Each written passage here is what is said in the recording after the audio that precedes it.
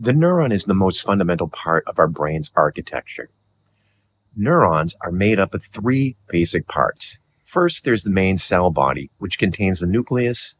Then there's the axon, which transmits the message. And then there's the dendrites that receive the chemical messages sent from the axons. These chemical messengers are called neurotransmitters, and they diffuse across a tiny gap between the cells called the synapse. Now, these neurotransmitters connect to neuroreceptor sites on the synapse of the receiving dendrite through what is called a lock and key method, where the shape of the neurotransmitter fits into a suitably shaped neuroreceptor site. Individual neurons are among the most diverse cells in the body, and they fall into three distinct categories: sensory neurons, which are responsible for carrying information from the sense organs; motor neurons that carry information from the muscles and the glands of the body, and they often have very long axons. And then there's these interneurons, which lie in the in-between connections of sensory and motor neurons, and they play a role in regulating the excitatory inhibitory patterns in that neural network. All neurons are thought to work by transmitting information using electrical impulses that travel through the axons and plasma membrane to the synapse, where the impulse is then converted into a chemical signal.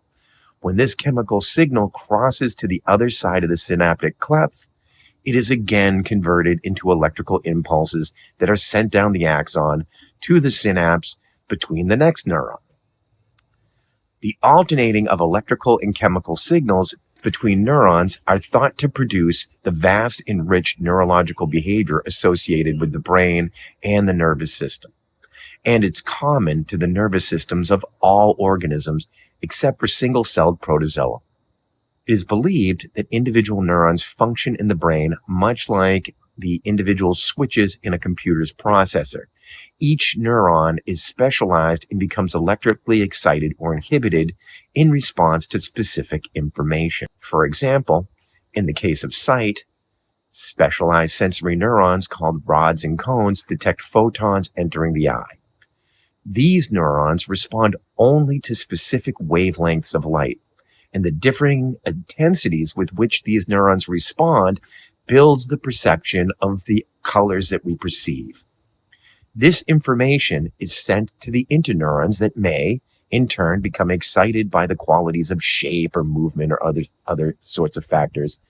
And from here, chains of interconnected neurons respond in a binary excitatory or inhibitory fashion as the information moves through a vast neural network to the occipital lobe at the back of the brain. From the occipital lobe, a complete visual picture is sent towards the more frontal regions of the brain.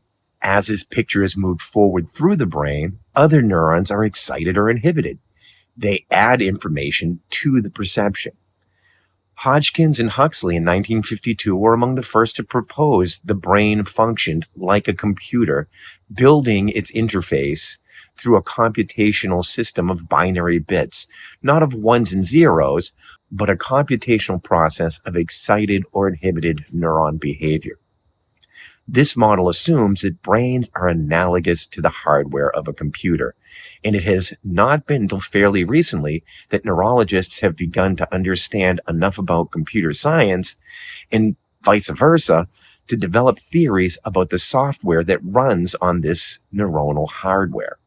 However, while artificial intelligence of computers is often magnitudes more efficient than human intelligence at specific programmable tasks, and in some cases it even surpasses our own abilities, computer scientists have not been able to program a machine with what is known as general artificial intelligence.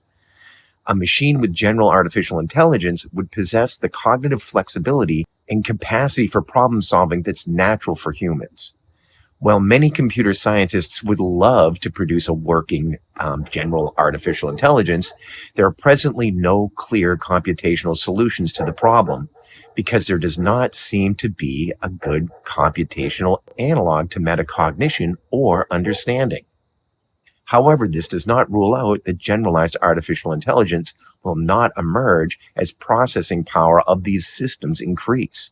Chatbot GPT-4 successfully passed a version of the classic false belief task designed by Joseph Perner and Heinz Wimmer in 1983 to test the development of a theory of mind in children.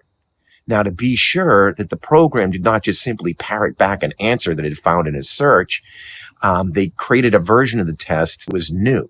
And in this version, a character named Alice saved a photo in a specific file on her computer, while another character named Bob moves the file into a different file without notifying Alice.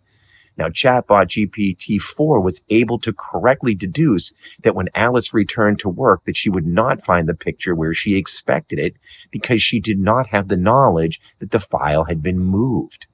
This is a level of insight into the workings of the human mind that has not been achieved before this point with artificial systems. So, up until this point, computational theories have focused less on developing a working general artificial intelligence and more on computationally modeling specific kinds of brain activity, such as modeling what could possibly be taking place in the frontal lobes. One theory is called the adaptive resonance theory.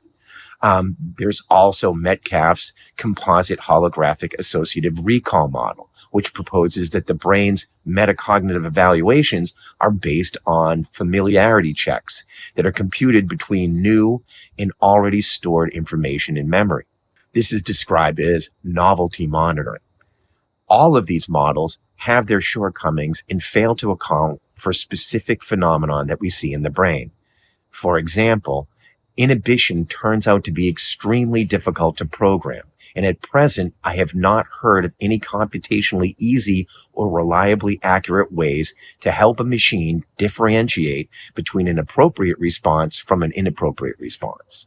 But this technology is evolving rapidly, and who knows, maybe this will change in the future.